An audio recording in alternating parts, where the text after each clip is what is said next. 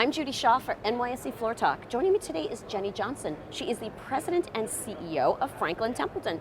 Jenny, wonderful to have you on the show today. Thanks for joining me. It's great to be here.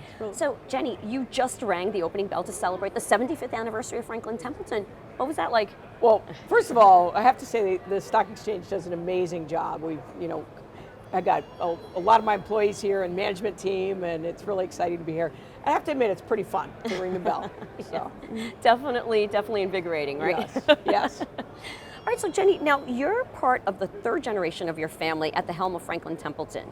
How do you honor your long family history and position the firm for the next generation? Well, I think, you don't make it 75 years if you don't, one, have a laser focus on clients. And, my father always said, take care of the clients and the business takes care of itself.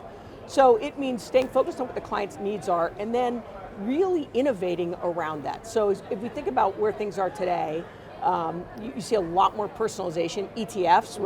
I rang the bell as we launched our ETF.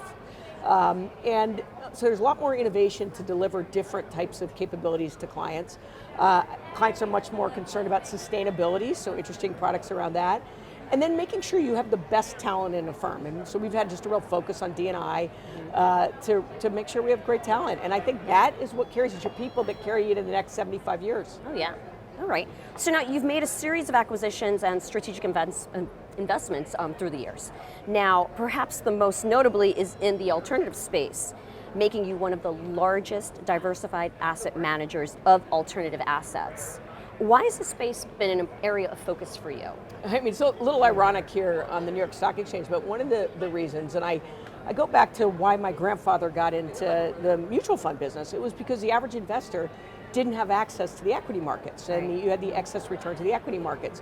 What's happening is companies are waiting longer to go public. Good news is they're still going public, but they're going sometimes 14 and 15 years before they go public. And so you had to, in order to really provide the full capability, we knew we had to be in the alternative private markets, both in credit as well as private equity and real estate. Right. Okay, now as you look to the next decade, where do you see the biggest areas of disruption for the asset management industry, and how are you positioning the company to participate? But I do think that blockchain, and what I say is that Bitcoin is the biggest distraction from the greatest disruption that will come to financial services, and that's blockchain. And I think that what you'll see is different delivery of traditional kind of investment assets, as well as new investment assets and new business models that come out.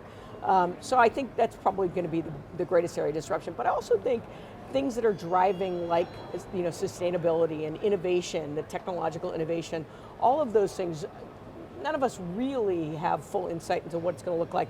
I look at medicine. I think medicine in the next 20 years is going to look back to how we're treating things today as if it were with a blunt instrument. And I just think it's this technology, this convergence of technology that is creating great innovation in all markets. Right. All right, well, Jenny, wonderful to talk with you. Congratulations again on this amazing milestone, 75 years. Thank you. It's great to be here. And again, we were talking about if the walls could talk from the New York Stock Exchange, because the incredible history here.